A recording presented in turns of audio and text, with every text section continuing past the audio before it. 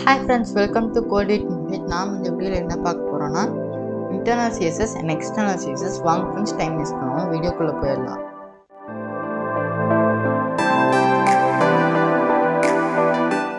Okay friends, first visual studio code open பண்ணிக்கோங்க. அதில் ஏற்கனவே டவுன்லோட் வீடியோ HTML போட்டிருக்கேன். ஸோ HTML கற்றுக்கிட்டதுக்கப்புறம் தான் CSS கற்றுக்க முடியும்னு சொல்லியிருக்கேன். ஸோ அதில் டவுன்லோட் பண்ணிங்கன்னா தான் நீங்கள் HTML கற்றுருப்பீங்க. ஸோ அதனால் VS கோடை டவுன்லோட் பண்ணியிருப்பீங்கன்னு நினைக்கிறேன். ஸோ அதனால் அதுக்கான எந்த வீடியோவும் அதுக்கான வீடியோ CSS டியூட்டோரியல்ஸில் போடல. ஸோ இப்போ நான் ஓப்பன் ஃபோல்டர் க்ரியேட் பண்ணிக்கோங்க, ஃபைல் ஓப்பன் பண்ணி. ஸோ ஒரு ஃபைல் க்ரியேட் பண்ணிக்கோங்க ஏதாவது ஒரு ட்ரைவில். ஸோ நான் CSSன்னு ஒரு ஃபைல் க்ரியேட் பண்ணி செலக்ட் ஃபோல்டர் கொடுத்துக்கோங்க. ஃபோல்டர் க்ரியேட் பண்ணிவிட்டு ஸோ இப்போ நியூ ஃபைல்னு ஒரு ஆப்ஷன் இருக்கும், அதை கிளிக் பண்ணி index.html அப்படின்னு கொடுத்துக்கோங்க. ஸோ இதில் HTMLோட பேசிக் கோடு எழுதுங்க. ஸோ HTML டைப் பண்ணிங்கனாலே வந்துடும். ஸோ இதில்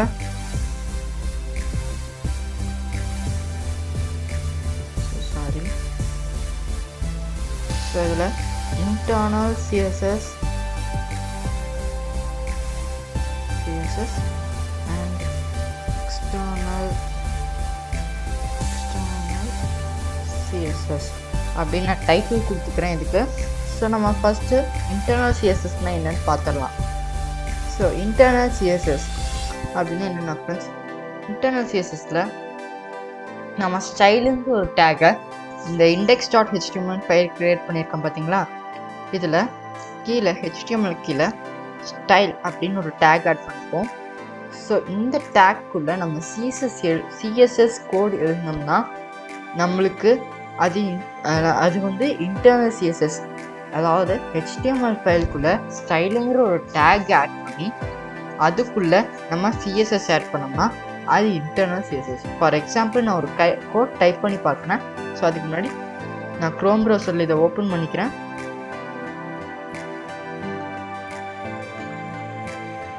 ஸோ இதில் ஒரு கோட் டைப் பண்ணுறேன், பேக்ரவுண்ட் கலர் கொடுக்குறேன், பாடிக்கு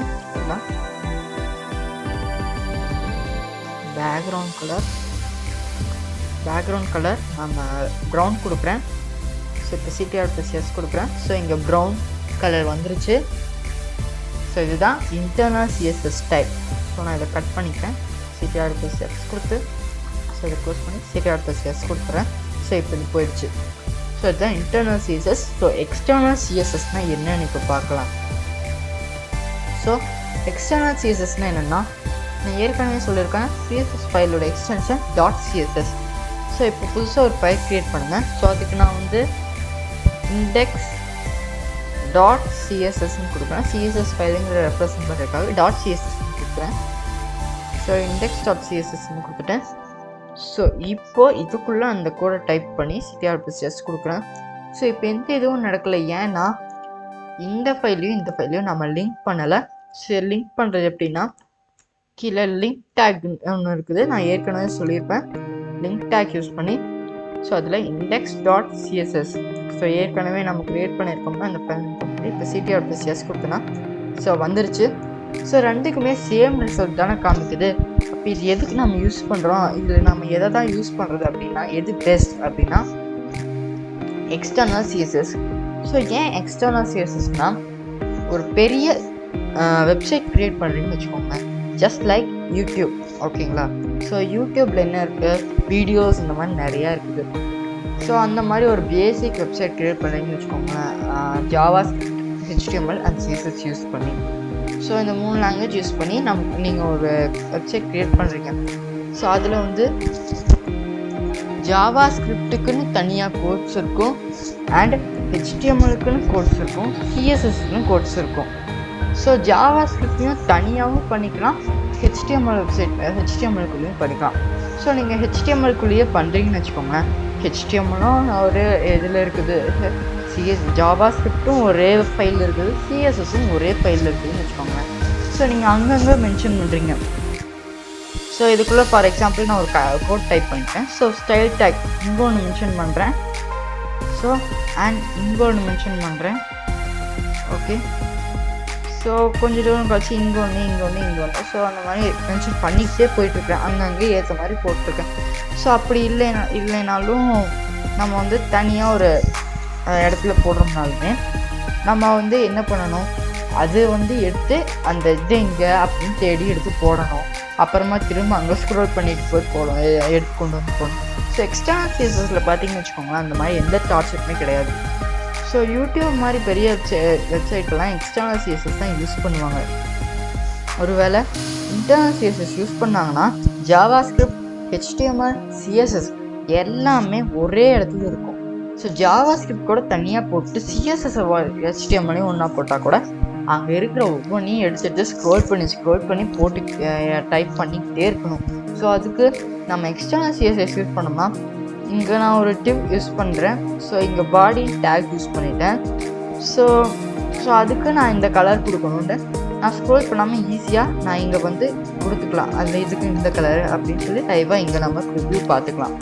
ஸோ இதே இன்டர்னல் சிஎஸ்எஸில் பண்ணோம்னா இப்போ வந்து நம்மளுக்கு ஈஸியாக தெரியும். பட் இருந்தாலுமே இப்போது இந்த பாடி டேக்குள்ளேயே thousands and thousands of lines இருக்குதுன்னு வச்சுக்கோங்க. ஸோ அதுக்கப்புறம் இங்கே சிஎஸ்எஸ். ஸோ அந்த thousands லைன்ஸ்லாம் 100 லைன்ஸுக்கு நம்ம சிஎஸ்எஸ் கொடுத்து அது அந்த டேக்கு எழுதணும் வேண்டியது இருக்குது. ஓகேங்களா? ஸோ அப்போது நம்ம ஒவ்வொரு டைமும் அந்த டேகோட நேம் என்னது பார்த்துட்டு, ஸோ என்ன கிளாஸ் அப்படின்றது, கிளாஸாக ஐடியா அப்படின்றத பார்த்துட்டு ஸோ கொண்டு வந்து சிஎஸ்எஸ்குள்ளே எழுதணும். Internal CSS. எக்ஸ்டர்னல் சிஎஸ்னால் அப்படியே இருந்து இங்கே எழுதிக்கலாம். ஸோ பெரிய வெப்சைட் க்ரியேட் பண்ணும்போது அவங்களுக்கு ரொம்ப ஈஸியாக இருக்கும், நம்மளுக்கு க்ரியேட் பண்ணுறதுக்கு ரொம்ப ஈஸியாக இருக்கும். ஸோ இன்டர்னல் சிஎஸ்எஸ் வந்து எதுக்கு யூஸ் பண்ணுவாங்க, அப்புறம் இன்டர்னல் சிஎஸ்எஸோட யூஸ் தான் என்ன அப்படின்னு கேட்டிங்கன்னா, ஸோ நீங்கள் வந்து சின்ன வெப்சைட் க்ரியேட் பண்ணுறீங்கன்னு வச்சுக்கோங்களேன். ஸோ ஃபார் எக்ஸாம்பிள் ஒரு டியூட்டோரியல் வீடியோ, ஓகேங்களா? டியூட்டோரியல் வீடியோவில் மற்றவங்களுக்கு காமிக்கிற மாதிரி நம்ம வந்து ஒரு பெரிய வெப்சைட் க்ரியேட் பண்ணாமல் ஜஸ்ட் HTML div கிளாஸ் பற்றி எக்ஸ்பிளைன் பண்ணுறேன் அப்படின்னா, இங்கே நம்ம ஜஸ்ட் div அப்படிங்கிற ஒரு டேக் யூஸ் பண்ணியிருக்கோம். மேக்ஸிமம் எவ்வளோ div டேக்ஸ் யூஸ் பண்ணியிருக்கோம்? ஜஸ்ட் ஒரு 2 div டேக்ஸ் யூஸ் பண்ணியிருக்கோமா? ஸோ மேக்ஸிமம் ஒரு 2 div கிளாஸ் யூஸ் பண்ணியிருக்கோமா? ஸோ இந்த 2 div கிளாஸ்க்கும் ஃபார் எக்ஸாம்பிள் ஒரு 4 லைன்ஸ், ஓகேங்களா? ஒரு 4 லைன்ஸ் இருக்குதுன்னு வச்சுக்கோங்களேன். ஸோ இப்போ இது ஃபுல்லாக நம்பி இருக்குதுனாலும் இப்போது நாம் இங்கே ஸ்டைல் டேக் எழுதும் போதும் அவ்வளோவா தெரியாது. யூசர்ஸ்க்கு ஆக்சுவலி ஈஸியாக தான் இருக்கும் அதை அண்டர்ஸ்டாண்ட் பண்ணிக்கிறது. பட் ஒரு பெரிய வெப்சைட்டில் பண்ணும்போது அது ஈஸியாக இருக்காது இன்டர்னல் சிஎஸ்எஸ். ஸோ அதனால தான் எக்ஸ்டர்னல் சிஎஸ்எஸ்ன்னு ஒன்று இருக்குது. ஸோ இதுதான் ஃப்ரெண்ட்ஸ் இன்டர்னல் சிஎஸ்எஸ்க்கும் எக்ஸ்டர்னல் சிஎஸ்எஸ்க்கும் உள்ள டிஃப்ரென்ஸ். ஸோ இன்டர்னல் சிஎஸ்எஸ்னால் HTML ஃபைலுக்குள்ளேயே நம்ம வந்து க்ரியேட் பண்ண ஒரு ஸ்டைல் டேக் யூஸ் பண்ணி க்ரியேட் பண்ணிக்கிறது. ஒரு எக்ஸ்டர்னல் சிஎஸ்எஸ்னால் தனியாக index.cssங்கிற ஒரு ஃபைல் க்ரியேட் பண்ணி index.cssன்னு ஒரு ஃபைல் க்ரியேட் பண்ணி அது index.htmlோட லிங்க் பண்ணுறது தான் எக்ஸ்டர்னல் சிஎஸ்எஸ். இன்டர்னல் சிஎஸ்எஸ்ஸை சின்ன வெப்சைட்லேயோ இல்லை டியூட்டோரியல் வீடியோஸ்லேயும் இன்டர்னல் சிஎஸ்எஸ் யூஸ் பண்ணால் ஈஸியாக இருக்கும். பட் பெரிய வெப்சைட்டில் இன்டர்னல் சிஎஸ்எஸ் யூஸ் பண்ண கூடாதுன்னு இல்லை, இன்டர்னல் சிஎஸ்எஸ் யூஸ் பண்ணால் உங்களுக்கு ரொம்ப கஷ்டமாக இருக்கும். எக்ஸ்டர்னல் சிஎஸ்எஸ்னால் ரொம்ப ஈஸியாக இருக்கும். நீங்கள் ஒரு வேளை கோட் டைப் பண்ணி முடிச்சிட்டிங்க, நீங்கள் என்னடா வேலைன்னு நினச்சி இன்டர்னல் சிஎஸ்எஸ்ஸை யூஸ் பண்ணிட்டீங்கன்னா உங்களுக்கு வந்து திடீர்னு ஒரு சேஞ்ச் பண்ணணும், ஏதாவது ஒரு கரெக்ஷன் இருக்குது, நீங்கள் அப்போ தான் நோட்டீஸ் பண்ணுறீங்கன்னா அதை சேஞ்ச் பண்ணணும்னா அதை சேஞ்ச் பண்ணுறதுக்கு இன்டர்னல் சிஎஸ்எஸ் யூஸ் பண்ணியிருந்தீங்கன்னா அது ரொம்பவே கஷ்டம். எக்ஸ்டர்னல் சிஎஸ்எஸ் யூஸ் பண்ணியிருந்தீங்கன்னா இந்த மாதிரி சின்ன லைன்ஸ் இருக்கும். அட்லீஸ்ட் ஒரு 100 லைன்ஸாவது இருந்ததுன்னு வச்சுக்கோங்க. 100 லைன்ஸ் இருக்குதுன்னு வச்சுக்கோங்களேன் சிஎஸ்எஸ்கே. அப்படி இருந்தால் கூட அது ஈஸியாக தான் இருக்கும். ஏன்னா index.html பார்த்தீங்கன்னு வச்சுக்கோங்களேன், அப்போ அதில் 100னா இங்கே 1100 லைன்ஸ் இருக்கும். ஸோ அதனால் இங்கே வந்து உங்களுக்கு கஷ்டமாக இருக்கும், அங்கே ஈஸியாக இருக்கும். எக்ஸ்டர்னல் சிஎஸ்எஸ் பெரிய வெப்சைட் யூஸ் பண்ணுறது ஈஸியாக இருக்கும். இன்டர்னல் சிஎஸ்எஸ் பெரிய வெப்சைட் க்ரியேட் பண்ணும்போதும் ரொம்ப கஷ்டமாக இருக்கும். அண்ட் சின்ன வெப்சைட் யூஸ் பண்ணும்போதும் இன்டர்னல் சிஎஸ்எஸ்ஸும் ஈஸி, எக்ஸ்டர்னல் சிஎஸ்எஸ்ஸும் ஈஸி. அண்ட் சின்ன வெப்சைட் யூஸ் பண்ணும்போதுமே எக்ஸ்டர்னல் சிஎஸ்எஸ் தான் மேக்ஸிமம் எல்லாருமே யூஸ் பண்ணுவாங்க. டியூட்டோரியல் வீடியோஸ்க்கும் இங்கே மேக்ஸிமம் எக்ஸ்டர்னல் சிஎஸ்எஸ் தான் யூஸ் பண்ணுவாங்க. பிகாஸ் கற்றுக்கிறவங்க வந்து எக்ஸ்டர்னல் சிஎஸ்எஸ்க்கே பழகிடணுங்கிறதுக்காக தான். ஸோ நாம் எக்ஸ்டர்னல் சிஎஸ்எஸ் தான் யூஸ் பண்ண போகிறோம். ஸோ இன்டர்னல் சிஎஸ்எஸ் வந்து யூஸ் பண்ண போகிறதில்ல. பிகாஸ் நம்ம பெரிய பெரிய வெப்சைட் க்ரியேட் பண்ணும்போது இன்டர்னல் சிஎஸ்எஸ்ஸை இது பண்ணி பழகிட்டோம்னா நம்மளுக்கு வந்து அது வந்து ரொம்ப கஷ்டமாக போயிடும். ஸோ அதனால் எக்ஸ்டர்னல் சிஎஸ்எஸ் தான் நம்ம யூஸ் பண்ண போகிறோம். இனி வரக்கூடிய டியூட்டோரியல்ஸ்லையும் சரி இனிமேல் நம்ம எக்ஸ்டர்னல் சிஎஸ்எஸ் தான் யூஸ் பண்ணுவோம். ஸ்டைல் டேக் யூஸ் பண்ண போகிறதில்ல. இந்த ஒரே ஒரு வீடியோவில் மட்டும்தான் ஸ்டைல் டேக் யூஸ் பண்ணியிருக்கேன். ஸோ ஸ்டைல் டேக்னா என்ன அப்படின்றத சொல்லிடுறேன். ஸோ ஸ்டைல் டேக்குள்ளே தான் நம்ம சிஎஸ்எஸ் யூஸ் பண்ண முடியும். ஸோ நீங்கள் இந்த பாடிக்குள்ளே வந்து பேக்ரவுண்ட் கலர்னு கொடுத்தீங்கன்னா பேக்ரவுண்ட் கலர் அப்படின்னு கொடுத்தீங்கன்னா வராது. இதே இங்கே வந்து பேக்ரவுண்ட் ஸோ பேக்ரவுண்ட் கலருக்குனா இங்கே வந்து சில கண்டிஷன்ஸ் இருக்குது. ஸோ சிஎஸ்எஸ்க்கு எப்படி நீங்கள் இங்கே டைப் பண்ணுவீங்களோ அதே தான். ஸோ இந்த மாதிரி தான் இது அப்படியே காப்பி பேஸ்ட் பண்ணுறேன்.